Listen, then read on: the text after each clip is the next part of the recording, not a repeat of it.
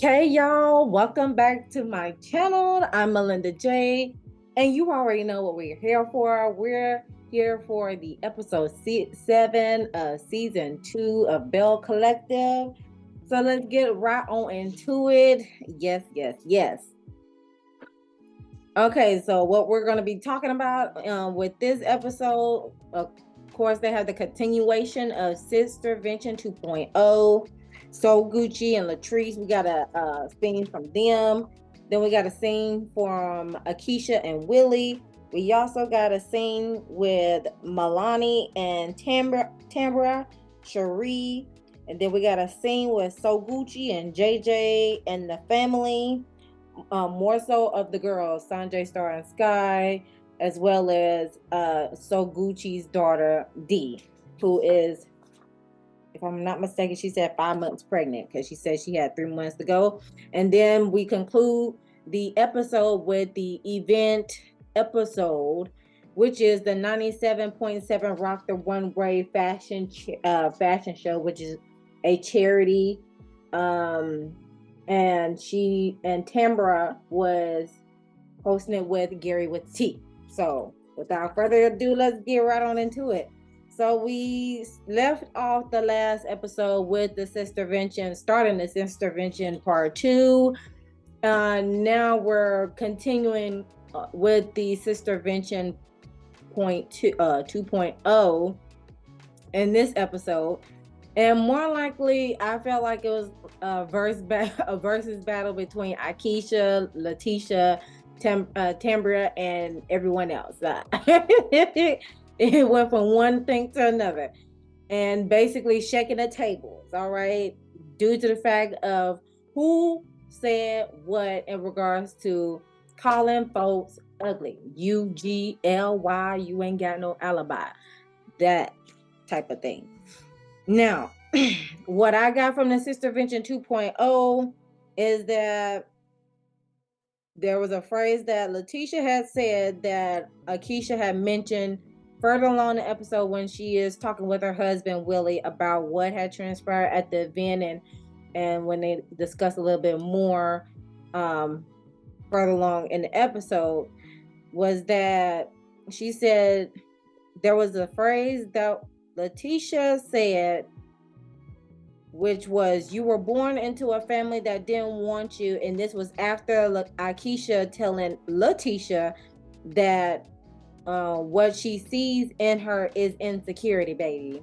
So with in both of their eyes, it seems like, okay, you hit me with a punch, so I'm gonna hit you with another punch. So Letitia must have had, and Akeisha must have had a off-camera session where, or meet up where they actually got to know each other. And then sometimes when stuff unfolds and it come left on wayside, then you're gonna tend to say things without you're gonna say things out of anger to where it can lead to some sort of consequences that you're going to regret in the long run, just of what was happening in the heat of the moment. So on to that, that's when Akeisha was talking about in her confessional that, my grandfather left me generational wealth while yours left you a story. Okay, about that. Akeisha is right because, she has the leverage over Letitia in regards to getting Fair Street back on as far as like renovating and restoring the strip so it could be how it was when their grandfathers were experiencing the Black excellence at that time, the thriving historical Black street that had everything from a barber shop, a grocery shop, a pharmacy, probably dentistry, and more. So I was like, in that moment, I was like, the partnership is definitely not going to happen because it's just like, oh my gosh, I really had high hopes, and I really just hope, even though those things were said at the moment, at the dinner table, at an event, and at the same time is on national television for as like the reality show. I really hope that they do still plan on moving forward as a partnership. Maybe it's just the optimist in me, the over optimistic person. But I understand that when things get gutter, it's hard to resurface from that thing and rise up to the occasion. Woo, yeah. So that's what I got from that portion. And then that's when it led to them calling Marie to confirm on who said what in regards to Tamara going, in regards to Tamara saying what that she was the one who said Akeisha told her that the women were ugly. Now, if you were to watch my last review, I thought if it was said, I thought what Akeisha was talking about, it was in regards to their personalities being ugly, or having like a stank attitude to where it leaves a bad impression as well as a bad first impression amongst each other. So I was like, I thought of it that way. But if you're talking about from the physical aesthetic point of view, hey, I'm not touching that, because it's we're living in an age where everything, or a lot of people are aesthetically want to be the person, they want to be aesthetically beautiful, and we too old for that. Calling each other ugly and sort of things. But that's when Tamara has said that when it comes to Akeisha, because she had first met Akeisha, or yeah, this is what was said on the episode, that Tamara first met Akeisha when Akeisha called her, and she wanted to know what was happening on Fair Street, because they don't have any cute girls in Jackson anymore. And that's what led to Tamara expressing to the girls, because she was the one that brought her to the group to introduce to everybody, that according to Tamara, she said she is blunt and she's gonna throw some shade. So I don't know how that sentence turned into she called y'all ugly, sort of thing. So I don't know where that lied there. But then also another shady moment happened, because while they were on the phone with Marie, this is the one time Marie is not there, and this is the one time that Marie is not involved physically in regards to the debacle at these events. And Lord, Marie was just chilling on the phone, but she was making things clear at the same time. But from what Letitia and Marie had recalled, was that a group text was being established so everybody can mingle amongst each other and get to know one another, as well as if they want to do off-camera hangouts, they can reach up. They're only a phone call or text or group chat away. So Letitia was like, Tamara agreed, in some aspect, Tamara agreed to be in the group chat as long as Akeisha is not there within the chat. Again, I don't know what's going on in that realm. They may have to specify that a little bit more when it comes to the reunion, but okay, whatever.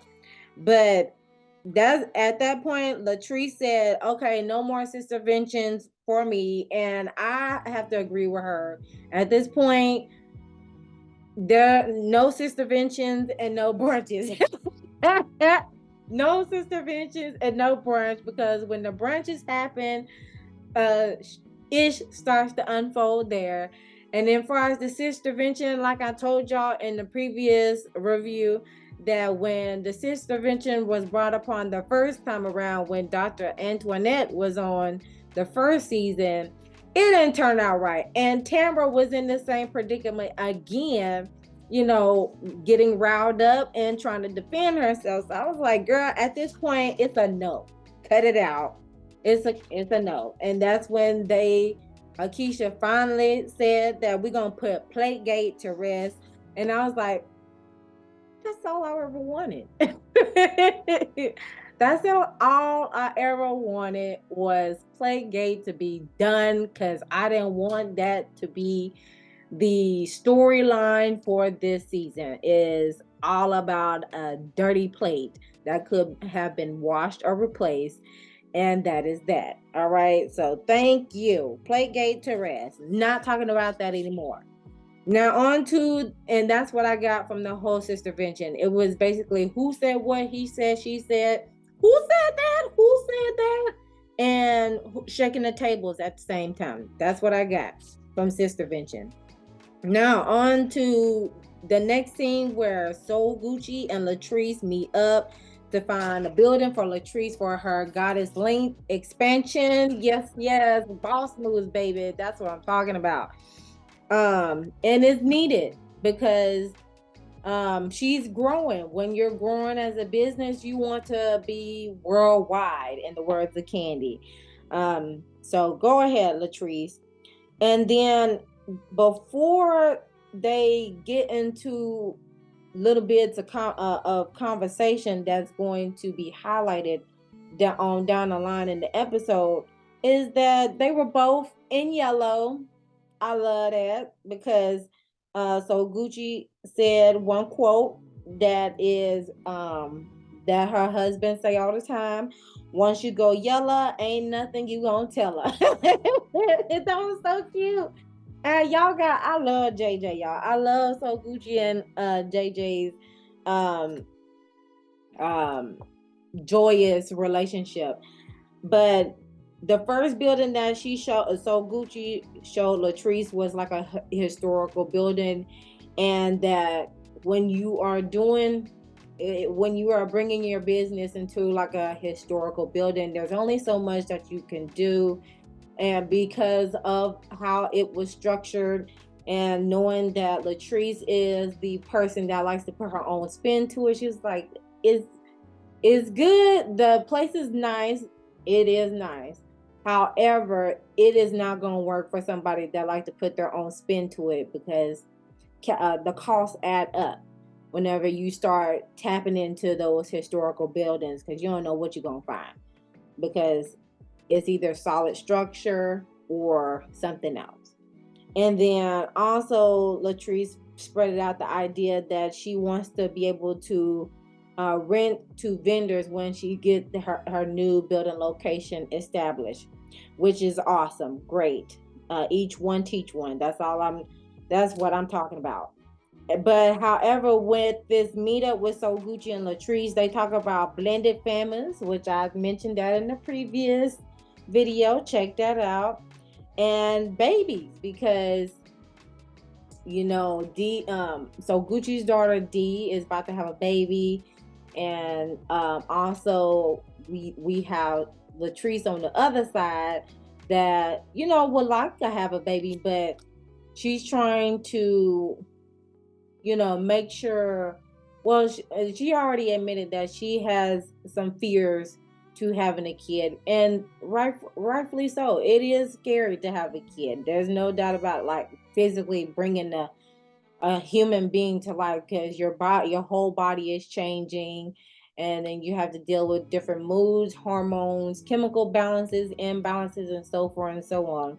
But in other words, becoming a housewife. And Latrice is like, I'm not ready for that yet.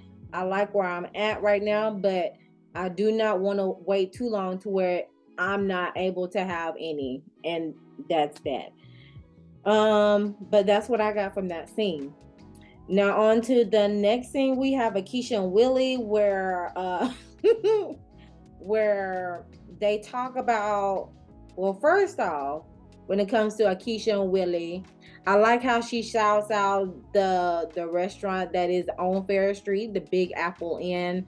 I never went there before, but I don't mind going there, do a little drop there and see what they're all about. But she said when she comes to Jackson and she is either at the office or need or just want some good home cooking to make her feel like she is at home again, she got to have her 3 smokes. In other words, smoked sausages. That's what the smoke, or that's where she smokes are called, is short term from smoked sausages. So she got to have her 3 smokes, no hot with cheese, and throw in the pig ears. I'm not a fan of the pig ears, but that's when you know you home when you are when you are a eater of the rooter to the tutor type of thing. Um, of course, Willie is still trying to get used to the Jackson atmosphere, and he he reminds me of a kid that just like, oh my gosh, I hate it here. I want to go back, because he's so used to that city boy lifestyle, the pizza, the good restaurants, the bagels and things to do, et cetera, et cetera. And then when you're in Mississippi, it's like calm, cool, collected type of thing, just depending on where you at. And you're dealing with a whole nother palate atmosphere, so to speak. So the fact that he tried the pig ear sandwich, even though he was like, it's like pig ears wrapped in parchment paper, shade. um, but yeah, that's what Willie reminds me of, is a kid that is like, oh, mom, I don't want to be here now. I hate it here. I want to go back home, type of thing. So he's still getting adjusted to the atmosphere. It's more like a culture shock to him, so to speak. But rest assured, Willie, you're going to love it. There are plenty of restaurants that you can explore within Jackson or in the Mississippi region. And it could be a good balance from the city boy lifestyle if you look at it from a whole nother angle. Um, but again, this is when she mentions the incident that happened at the sister vention. Um, First, she mentions that Josh, her makeup artist, which I believe that is Latrice's manager at Goddess Links, in regards to them having a little powwow chit chat about the rebirth and the sister vention 2.0, as well as the brunch. And what was brought up is what Tisha had said, what I had mentioned earlier of um that's why you were born into a family that don't want you. And of course that bothered Akeisha, because her aunt, as she explained, her aunt had adopted her, and her biological parents were in a situationship at the time, and that led to her resenting her mama, because she felt like she what it was almost like, what, why did you give me away, so to speak. But she said she made peace with it, and from the looks of it, she seems like a great mother with her 2 kids. So shouts out to Akeisha on that. However, she did say that she doesn't want to do business with Lakeisha no more, because that was a low blow comment and remark, to where it's like, you didn't show me who you are, and I'm just gonna believe you at that, and I'm just going to be cordial with you, but we see each other type of energy. So that's what I got from that segment there. Now on to Milani and Tambra conversation. They talk about the sister vention too, but then Milani mentions a little tidbit about herself, that she used to be, that she was Miss Atlanta in 2005. Okay, and Tambra asked her to walk in the show, because Melania is known to recommend everybody else, but Tamara's like, I'm going to put you in, sis. It's time to bring out that catwalk back. And that's what I got from that little segment. It was more like a little powwow on to like a major topic that was discussed on this episode, which was definitely colorism. And as I said before, again, this is the third time I'm saying this to y'all, that it was going to be interesting on how we see the dynamics of a blended family when it comes to So Gucci and JJ, because there is a lot of blended families during this time more than ever. So uh, the family meets up. It's just really the girls. Sanjay, Star, and Sky. That's JJ's daughters, and then we have D, who is 5 months pregnant. What I noticed from that segment is that they haven't spoken in this capacity for 10 years. It was more like I'm talking to my mom about this, and I'm talking to my dad about this, but we're not addressing it each other so we can be able to know how to move forward accordingly. Um, Even though Dee is pregnant, I felt like the conversation between her and Sanjay, Star, and Sky, it was a good start, but at the same time, I felt like that could have been on pause probably until the baby was born, because you can't get too riled up while you're pregnant, because that can affect how you and your baby operate, and so to speak. You don't want to have all that resentment and anger in you. But like I said, it was a good start because she needed to get that out so she could start to be at peace with herself, because the comment that had her stuck in that having the comment that was made to D that had her in a stuck energy was that one of the girls said, I don't want you from, this is what she said now, of one of the girls saying that I don't want you to use my soap because you're dirty. And because of the fact that Sanjay, Star, and Sky, they're light skinned, and D is on a darker spectrum, more like a so mocha color scheme type of thing. Y'all know what I'm talking about. But what I feel about this colorism thing is that there's colorism on all spectrums, no doubt about that. And I agree with D. You cannot, these days, you cannot sweep things under the rug. And that is a big problem. That's another big problem within the Black community, is when things happen or when things are being said, we like to sweep things under the rug and not be able to address it. And that's what leads to that resentment, that anger, that bitterness, the hurt, and that stuck energy to where we can't get it out because it's always been stuffed in for so long. And now is the time more than ever. If something needs to be said, it needs to be said right then and there, so we can know how to communicate with each other more and learn how to break those patterns. Because what was seen, what we saw on that screen, and what So Gucci had witnessed within that conversation was um was a time period where what she had went through in her childhood, when her mother had passed away and her father had remarried, and she felt like she was being left out because you're beginning to merge the families together. And when at this point in time, when it comes to blended families, it's almost like bringing a pet to the family. You need to mingle a lot amongst each other just to see how each other get along with, see how people get along with each other. And then if there's some rifts in the way, then we need to figure out how we can get through that. Go to some counseling, like family counseling, and see why is that stuck energy there, so you can be able to break those patterns. Because there was a pattern that was happening that I seen as this meeting was going on.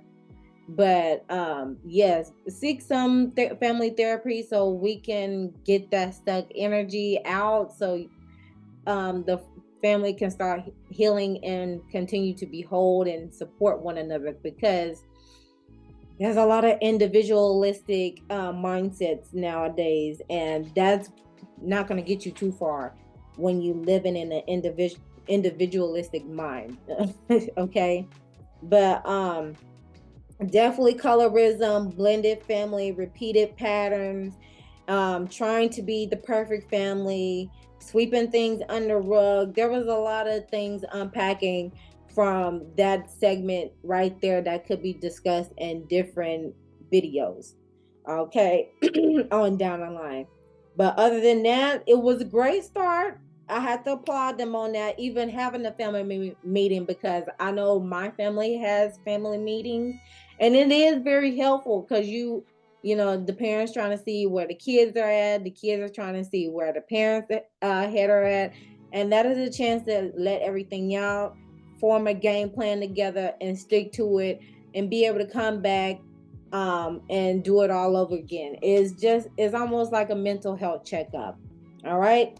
So on to the last portion of the episode, which is Rock the Runway, the fashion show charity, hosted by Tambra Cherie and Gary with the T.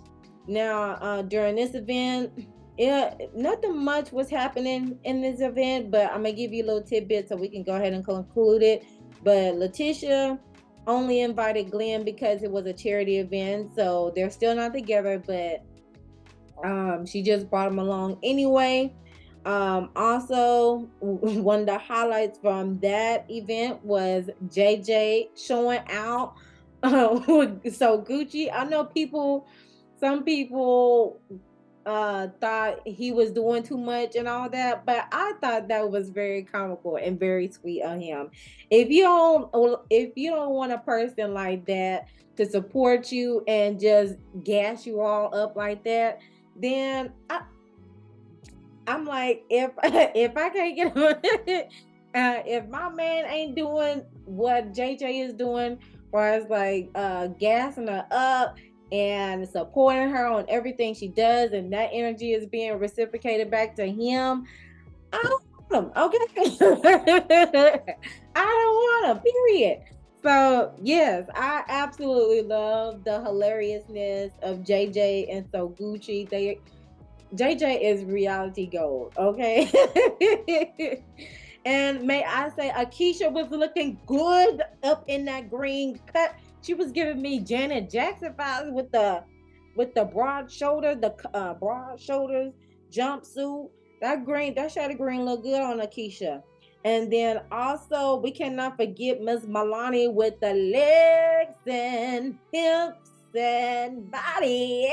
Hey, man, she was Melanie the Stallion, honey. She got body, honey. All right. Yes. So she was working it down that runway.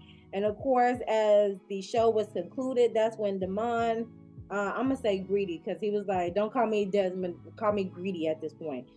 So Greedy, that's when Greedy had stood up and gave Tambra some roses to show her appreciation. I thought that was a cute moment.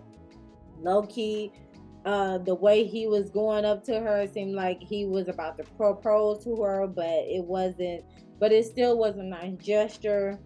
Also, lastly, as the show ends, that's when Letitia had went on ahead and pulled Greedy to the side to talk about on his stance in regards to Letitia's best friend Taisha, about having an emotional relationship with her. And he was like, I have an emotional relationship with God. I don't know what y'all talking about, but that was 2014, and I ain't got nothing to do with it. But if you want to come to me with the tea, if you have any questions or concern, feel free to come to me about it. Low key, I was like, this is why she's coming to you about it, just so it could get addressed. But whatever. It just seems like in that point he was like, I don't want nothing to do with that. That was so long ago. Why she's talking about this stuff now? And like I said, with Tambra's in Tambra's way, that is her man. She's gonna stick beside her. Well, and when it comes to Greedy, that is his woman, meaning Tambra, and he's gonna stick beside her. That's what I got from there. So at that point, I was like, at this time, just go ahead and just let them be. Even though that's gonna be one of the highlights on the next episode, where Taisha is gonna be coming to another gathering that I believe Marie and Letitia had asked her to come, and Tamara's gonna end up walking out. That's gonna be a to be continued in itself. But that was it for the episode, for the review. Thank you all for tuning in. Please feel free to leave your comments down below, your thoughts and opinions, and what other things that you caught on while you was watching the episode as well. Be sure to like the video, subscribe to the YouTube channel. We're on the road to 1,000 subscribers, so I can be able to go live with you all. I need 500 so I can get access to that community tab, so I can keep y'all posted on some updates. Because I feel like that's better posting updates here on YouTube than it is on Instagram. But anyways, yeah, whatever. But but yeah, just go ahead and continue to subscribe to the YouTube channel. Hit that notification. Don't forget to click all, so you know the next time I upload a video. And don't forget to share the video as well, so we can all each one teach one and learn from one another. And till next time, always remember to love thyself, know thyself, soothe thyself, so we can heal thyself. And I'm about to go to bed. Bye. Stop the share.